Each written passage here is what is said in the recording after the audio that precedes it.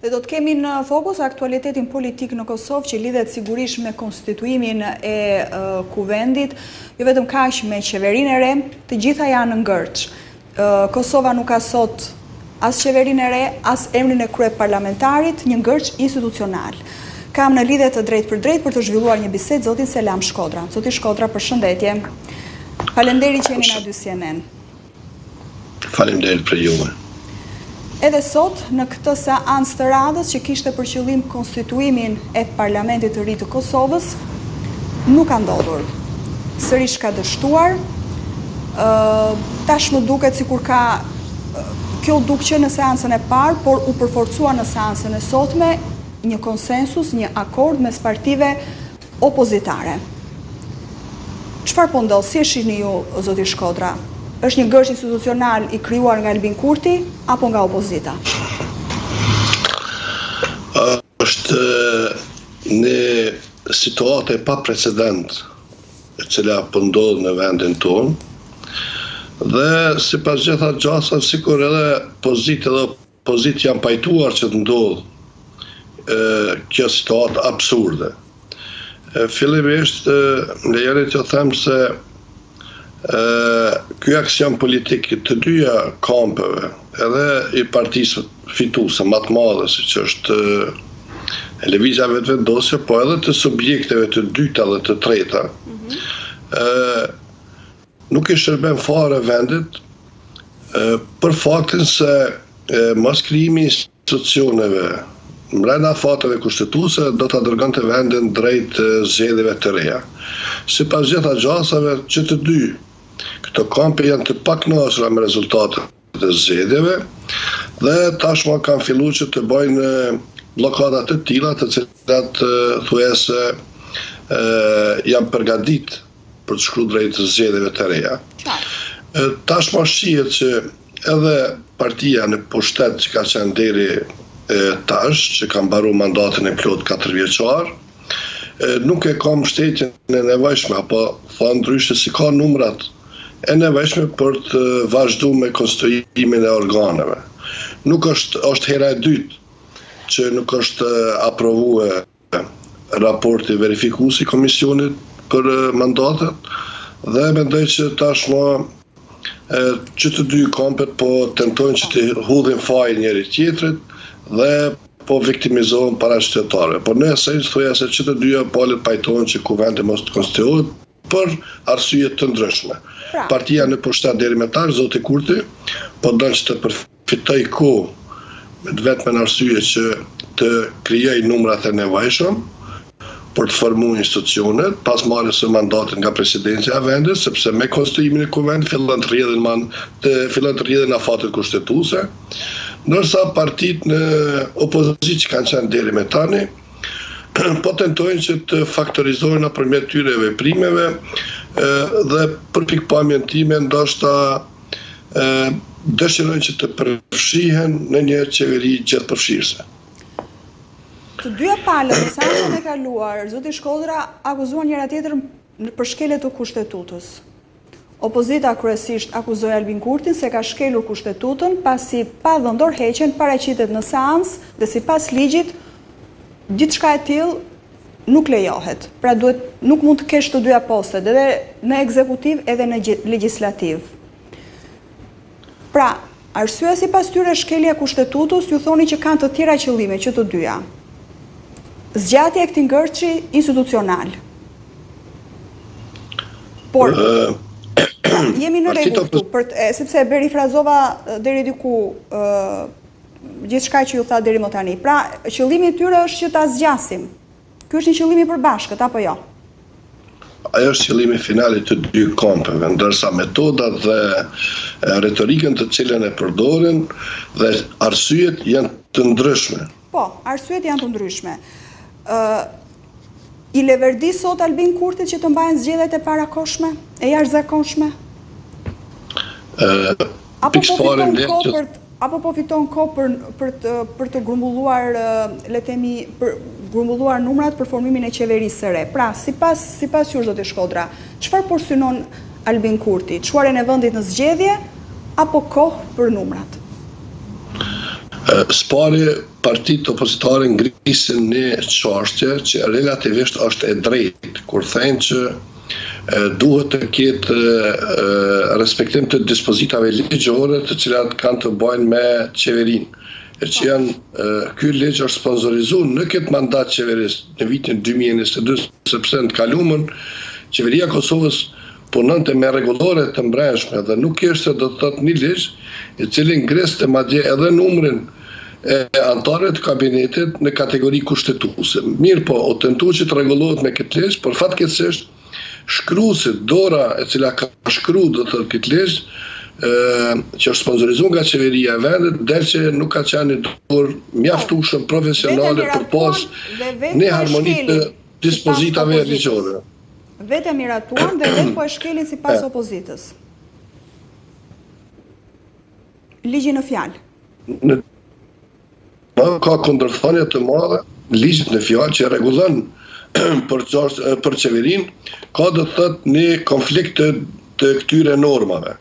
Por në të kaluamën, kur ishte në mungesë të ligjit, zbatoheshin dispozitat kushtetuese, që nuk ishte kushti domosdoshëm që anëtarët e qeverisë të dorëhiqeshin para konstituimit të kuvendit apo certifikimit të rezultateve. Andaj mendoj që formulimi i opozitës për shkelje apo pretendimi i tyre për shkelje të kushtetutës është i paqëndrueshëm. Mund të ketë shkelje të një pjesë të dispozitave të ligjit për qeverinë, që edhe unë ndaj këtë mendim, por jo do të thotë shkelje të dispozitave të kushtetutës. Tash, nëse e shohim se si do të ecë procesi tash tutje, kishte një përpjekje sot për të vazhduar me konstruimin e kuvendit, sipas gjitha gjasa do të thotë palët kanë vazhduar me taktizimin e tyre, ku kryesuesi i kuvendit ka tentuar që nëpërmjet një konsulte me shefat e grupeve parlamentare të cilët tashmë janë caktuar nga partitë që përfaqësohen në kuvend, me qëllim të dalës nga kjo situatë. Por sipas pikave të rendit të ditës dhe skenari i cili ishte përgatitur për mbarvajtjen e punimeve të kësaj seance, nuk ishte paraqur një konsulte të tillë dhe bëre që partitë nga opozita e deri tashme të mos i përgjigjen kësaj ftese, duke konsideruar si jo kompetente. Duhet bëjmë domethënë të shpjegojmë përtej asaj se çfarë ndodhi sot, sepse që të bëjmë një diskutim ligjor, më mirë të kalojmë tek ai politik së bashku, zoti Shkodra. Domethënë, shkelën ligjin, shkelën kushtetutën, këtë e bëjnë konstitucionalistët. Çfarë intereson sot Albin Kurtit? Zgjedhjet jashtëzakonshme apo kohë për numrat? Unë mendoj që zoti Kurti ka që të dyja si objektiv, do të thotë. Edhe fillimisht zgjedhjet i përjashton në rast se arrit të bëj numrat në kuvend për ta kaluar në qeveri, e cila për zotin Kurti e din fare mirë se ai ka numrat zoti Kurti, sepse nëse do t'i kishte deri më tani do t'i kishte bërë publike. Deri me tani faktet flasin që ka rezultuar me pa aftësinë e tij për të pas numrin e nevojshëm për të vazhduar me konstruimin e organeve. Zoti Kurti është i vetëdijshëm që kjo qeveri me 61 mandate, me 61 vota, e të cilën po e ka vështirë për të siguruar, edhe që do të ishte një qeveri do të thotë e përkohshme, nëse mund ta themi diku rreth 5-6 muaj. Për shkak se partitë opozitare nuk kanë vullnet që të bashkëpunojnë në zgjedhjen e presidentit të vendit. Dhe në rast se do të arrinte që të bënte 61 vota, i njëjti nuk është interesuar që të lëshoj rrugë, siç thonë populli, po është interesuar që të mbajë këtë situatë deri në shpallën e zgjedhjeve të reja, e ku i njëjti pret që ta thelloj fitoren e tij. Mendoj që po synohet të shkohet në zgjedhje parlamentare në kohën e zgjedhjeve të cilat janë të normuar sipas dispozitave kushtetuese, zgjedhjet lokale që janë dikon në fund të vjeshtës së këtij viti. Të mbahen në të njëjtën periudhë zgjedhjet parlamentare dhe ato lokale. Të mbahen bashkërisht dhe të synohet që rezultati të thellohet nga lëvizja vetvendose, ndërsa opozita po ashtu ka synim që vendin mos ta alo ta qeveri zoti Kurti tani tutje, të ketë një qeveri gjithë përfshirëse për një fazë tranzitore deri në kohën kur do të zgjidhej presidenti me anë të një kompromisi, siç ka ndodhur edhe në dy raste të kalume ku vendi është ballafaqur me këtë lloj kriza. Në situatë analoge e kem pas në vitin 2014, ku në atë kohë ishte mbledhë gjithë opozita dhe tentonin që mos ta lejonin zotin Thaçi që të bëhej kryeministër për herën e tretë dhe e patën shfrytzuar pikërisht kuvendin e Kosovës për mos leju që të konstituojë organet e veta të mbrojtshme, siç është kryetari i kuvendit, anëtarët e kryesisë me trupat punues me komisione siç janë atë. Zoti Shkodra, por ju domethënë mbi çfarë premisash Albin Kurti synon thellimin e rezultatit? Në këtë zgjedhje nuk pati akuza as për manipulim, as për grabitje votash. Këtu ka diçka që organet as për rinumërim të votave, as për ripërsëritje të procesit në disa qendra votimi, përse duhet ta thellojë rezultatin ose përse shpreson Albin Kurti në një thellim të rezultatit? Pikë parë unë kur fillova që të flas me ju, thash që partitë politike që gjitha po viktimizohen dhe po trumbetojnë se njëra nga kompet është përgjegjëse për mos lejimin e konstruimit të organeve. Dhe po fshihen prapa kësaj, ndërsa veprimet po i ndërmarrin që të gjitha për të mos lejuar konstruimin e organeve. Kthyen e pyetjen e juaj të drejtë dhe substanciale se cilat janë synime që zoti Kurti tenton që ta thellojë rezultatin, unë mendoj që i njëjti konsideron që ka qenë pjesë e një luftës sistematike hibride të koordinuar nga jashtë dhe brenda dhe ka bërë që mos të arrijë numrin e nevojshëm të cilën ai e paçit si objektiv në zgjedhjet e fundit që ishin 500.000 vota.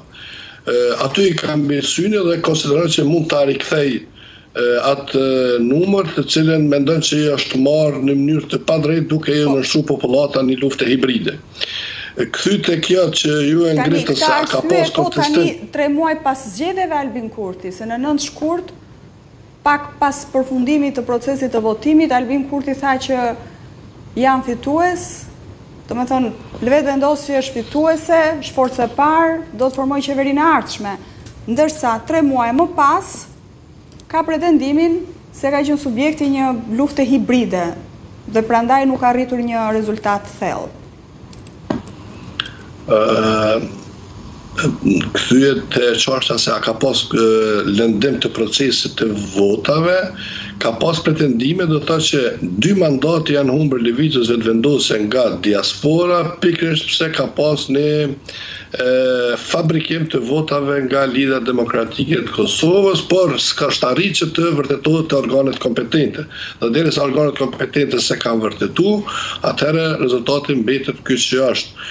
Zoti Kurti konsideron që ato 2 mandate do të ishin vendimtare për mos u varë ekskluzivisht nga votat e njërit apo tjetrit deputet që vijnë nga komunitetet jo shumicë. Sa i përket asaj se pas 3 muajve i njëjti jep këto deklarata, për të qenë korrekt, unë e përcjell mbi baza ditore politike në vend, ka pas kryeministri edhe në kohën kur ka qenë në qeverisi në 2 vitet e fundit ka pas deklarata të tilla që vendi po i ndërshtrohet në lufte hibride, por asnjëherë s'ka treguar cila është ajo luftë, cilat kanë qenë do të thotë masa që i ka ndërmarrë qeveria për ta luftuar apo për të kundërpërgjigjur asaj lufte. Mendoj që ka qenë një dështim e qeverisë në këtë segment, sikur që ka dështuar në shumë segmente të tjera, përjashto do të thotë veprën kapitale që ka bën marrjen e veriut në kontroll. Zoti Shkodra, forca fituese e zgjedhjeve sipas kushtetutës ka të drejtën të propozojë dhe emrin e kryetarit të parlamentit. Përse vonon ende Albin Kurti për një emër? Po sipas gjitha gjasa dhe informacioneve që qarkullojnë, që mendoj që janë mirë të konfirmuara, tashmë zoti Kurti ka arrit një dakordancë me zotin Limaj që njëjtë të jetë kryetari i kuvendit. Por, për shkak të retorikës dhe akuzave të pa kriterë të kalumën, të cilat i ka bë vetë lëvizjave vendosja, edhe zoti Kurti ndaj shumë eksponentëve politik, duke demonizu dhe duke po dhe thëtë si çdo gjë e keqe ka ardhur në vend nga disa emra të përveçshëm, e ku njëri prej tyre që është linçuar në mënyrë sistematike ka qenë edhe zoti Limaj, kanë zgjedhur që të operojnë me një rrugë e cila nuk do të shkojë drejt një marrëveshje të shkruar, por do të shkojë në një mirëkuptim nëse mund ta quaj në mbështetjen e zgjedhjes së organeve dhe ndarjes së pushtetit, por pa pas diçka e cila do të hakmirë në të ardhmen zotit Kurti, duke e përdorur si kundërargument për atë që ka thënë të kaluar për zotin Limaj dhe për një pjesë të politikanëve në vend. Ju po thoni që ka një akordancë mes Kurtit dhe Limajt, edhe pse deputet të vetvendosjes, të paktën në biseda që unë kam zhvilluar, kanë thënë që do të jetë nga vetvendosje kryetari i parlamentit. Ju jeni një njeri me përvojë në media dhe ju e dini se jo të gjithë deputet nga një kamp janë të informuar. Unë po të sfidoj që ta mbash këtë shënim dhe do ta shohim a kanë pasur të drejtë apo ata. Dakor, kjo mbetet për të parë, unë thjesht sjell këtë bisedë. Mendoj se këtë që po ta thamon është skenari real dhe do të ballafaqohemi shpejt me të. Dakor, meqense keni burime kaq të sigurta zoti Shkodra, për sa i përket qeverisë, çfarë po synon Albin Kurti dhe deri ku ka arritur? E gjithë poenta është do të thotë se nuk ka një numër të deputetëve të caktuar të cilët vinë nga komunitetet e shumicës. Mendoj që s'ka arritur që me kohë të neutralizoj pretendimet disa deputetëve të cilat përhatër mbetje mrena llojit të tyre, kanë shfaqur ambicet e tyre që të jenë të përfshime në qeveri. Dhe zoti Kurti në këtë proces është pak a shumë peng i politikave të veta, por se a priori ka premtuar pozita deputetëve nga komunitetet të cilët kanë bajtë dhe në të kalumë, si që është zote Elbert Krasniqi, që për mendimin tim që vjen nga komuniteti egjiptian, që për mendimin tim do shta ka qenë prej ministrave më të mirë, dhe zonja Emilia Rexhepi, e cila vjen nga komuniteti bosnjak, që në të kalumë kanë bajtë pozitë qeveritare. Dhe tashmë kemi dy personazhe të cilat janë shfaq dhe kanë pas mbështetje nga komunitetet e tyre, zonja Duda Bale dhe zoti Veton Berisha, të cilët kanë mosmarrveshje mes llojit dhe po kërkojnë që të jenë të përfshirë në kabinetin e ardhshëm qeveritar, madje kanë edhe kërkesa programore dhe kërkesa që të kenë të mbajnë pozita deri në pozitat e nivelit të ministrave. Në total i arrin Albin Kurti 61 vota? Këtu është problematike vlen të potencozo, është problematike edhe vota e një deputete që vjen nga komuniteti Goran, i cili edhe të kaluar ka ditë për të bërë jashtëzakonisht shumë probleme dhe për të maksimizu votën e tina, por çdo herë për ta ka qenë pjesë rëndësishme se cili është qëndrimi zyrtari listës srpska apo i qeverisë së Beogradit. Zoti Kurti ka një raport ekstremisht të tensionuar me Beogradin, po ashtu edhe me listën srpska, andaj i njëjti është duke sjellë që të sigurojë edhe votën e gjerët të një me qëllim që të formojë qeverinë. Ndoshta edhe kjo është arsyeja që po shtyhet ky proces i konstruimit të kuvendit. Por mendoj që brenda kësaj jave do të konstruohet kuvendi dhe javë të ardhshme do të kemi një qeveri e cila do të jetë për mendimin tim jo qeveria më e mirë, për shkak se do duhet të kishte vota të mjaftueshme për të aprovuar, për të miratuar marrëveshjen ndërkombëtare dhe për të zgjedhur, për të dhënë vendet një president kredibil dhe jo një president të kompromiseve. Ju falenderoj shumë zoti Shkodra që ishit në audicionin për këtë bisedë. Mendoj se faleminderit për ju.